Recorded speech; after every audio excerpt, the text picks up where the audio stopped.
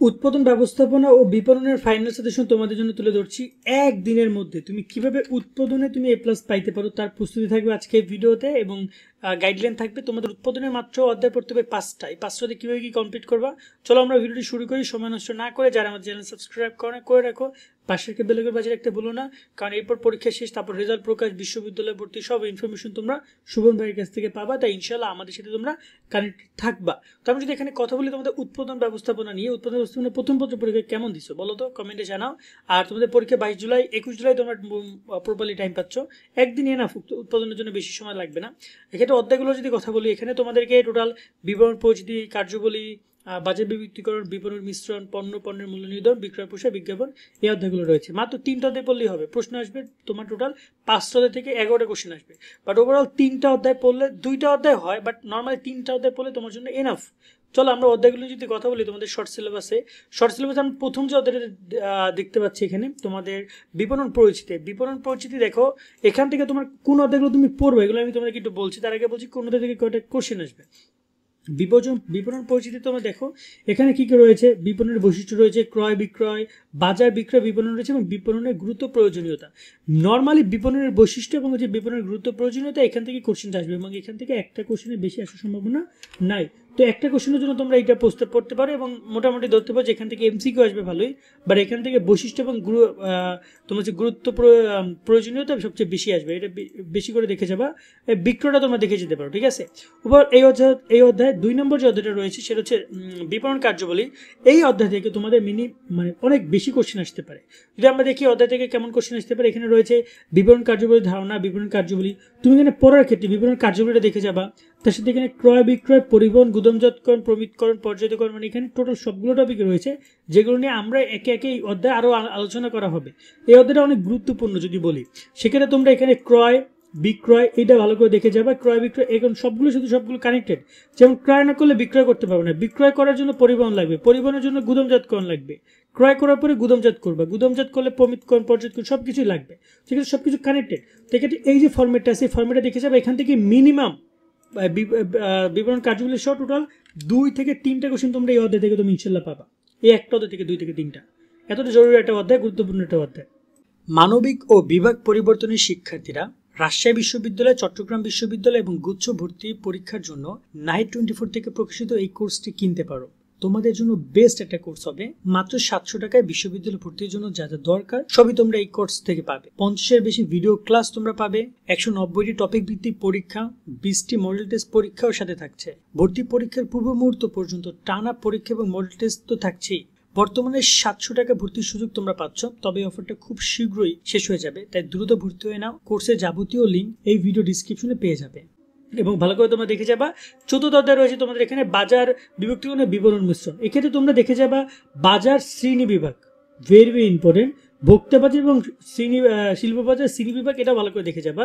এই টোটাল শ্রেণী বিভাগ থেকে এমসিকিউ পাবা, এমনকি সিকিউ পাবা, খয়ে তোমরা কনফার্ম পাচ্ছ। তো এইটা থেকে তোমাদের একটা কোশ্চেন করবে, আর বাজার বিভক্তিকরণ নিয়ে তোমরা একটা কোশ্চেন পাবা। ওকে, এই 2টা কোশ্চেন তোমরা এখান থেকে পাবা। এমনকি বিপণন মিশ্রণ নিয়েও তারা কোশ্চেন করতে পারে। ম্যাক্সিমাম বোর্ড বিপণন মিশ্রণ নিয়ে কোশ্চেন করবে না, বাট তোমরা ধরো যে বাজার বিভক্তিকরণ এবং বাজারের শ্রেণী বিভাগ থেকে তোমরা কোশ্চেন পাবা, যেখানে কার্যকর বাজার বিভক্তিকরণের বিবেচ্য বিষয় 100% লিখে রাখো। ভাইয়া বলছে এটা এখান থেকে কোশ্চেন আসবে। বাজার বিভক্তিকরণের ভিত্তি, এই 2টা থেকে কোশ্চেন আসবে, এবং এখানে ভোক্তা শিল্প বাজার থেকে কোশ্চেন আসবে। এখন এমন কোশ্চেন হইতে পারে যে ভোক্তা বাজারের বিভক্তিকরণ বলো, আবার দেখা যায় শিল্প বাজারের বিভক্তিকরণ বা ভিত্তি বলো, ঠিক আছে, এমনভাবে কোশ্চেন আইতে পারে। তো এই 4টা ফর্মেট ভালো করে তোমরা দেখে যাবে। এখান থেকে 2টা কোশ্চেন তোমরা কনফার্ম পাবা, কোনো সময় এখান থেকে 3টা কোশ্চেন তারা দিতে পারে এই একটা অধ্যায় থেকে। এরপর হচ্ছে পণ্য ও পণ্যের মূল্য নির্ধারণ। এটা দারুণ একটা অধ্যায়, তবে কিছু অনেকের কাছে কঠিন মনে হয়। পণ্যের ক্ষেত্রে, পণ্যের শ্রেণী বিভাগের ক্ষেত্রে ভোগ্যপণ্য, শিল্পপণ্য ভালো করে তোমরা দেখে যাবা, এবং এখানে ভোগ্যপণ্যের বিপণনের বিবেচ্য বিষয়, শিল্পপণ্যের বিভিন্ন বিপণনের বিবেচ্য বিষয়, এগুলো দেখে যাবা। এমন হতে পারে যে ভোগ্যপণ্য কাকে বলে বা ভোগ্যপণ্যের শ্রেণী বিভাগ বলো, এবং ভোগ্যপণ্যের বিবেচ্য বিষয় থেকে কোশ্চেন আসছে। এভাবে মিক্সড করে করতে পারে কোশ্চেন। আবার শিল্পপণ্য বলো, শিল্পপণ্যের থেকে কোশ্চেন আসতে পারে।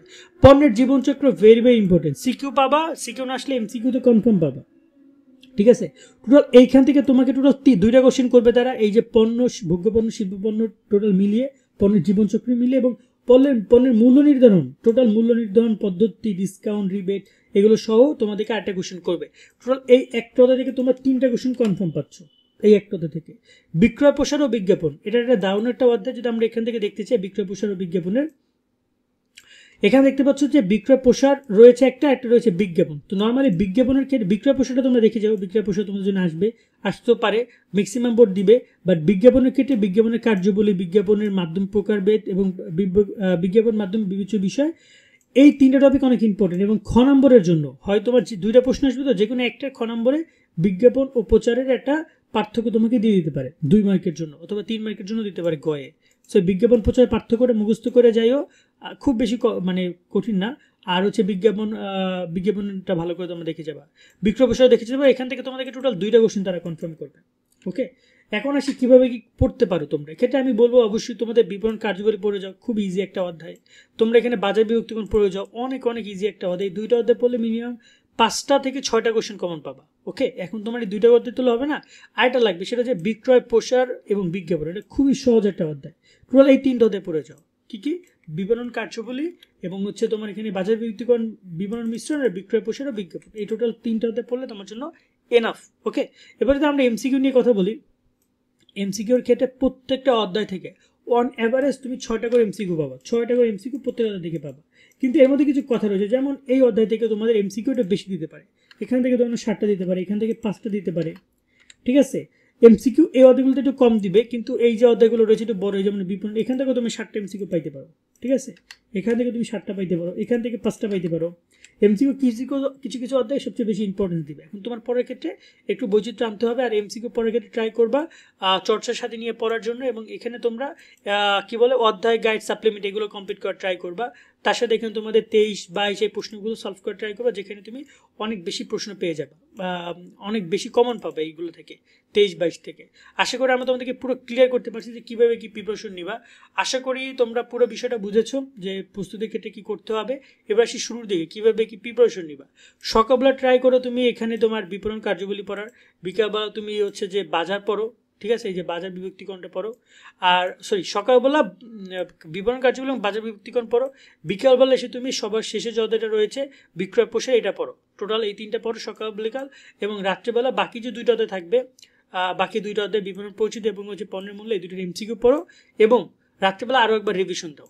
যদি আরেকবার বলি, সকালবেলা বিবরণ কার্যবলী, বাজার বিভক্তিকরণের সিকিউ এমসিকিউ কমপ্লিট করবা, বিকালবেলা বিক্রয় প্রসার, বিজ্ঞাপনের সিকিউ এমসিকিউ কমপ্লিট করবা, রাত্রেবেলা বিপণন পরিচিতির এমসিকিউ, পণ্যের মূল্যের এমসিকিউ, এবং আবার পুরো দিনটা আরেকবার রিভিশন দিবা। ঠিক আছে, তাহলে এনাফ, এভাবে প্রিপারেশন নাও। সকলের জন্য দোয়া শুভকামনা রইল। আজকে আমাদের এখানে বিদায় নিচ্ছি, সকল অনেক ভালো থাকবে। আল্লাহ হাফেজ।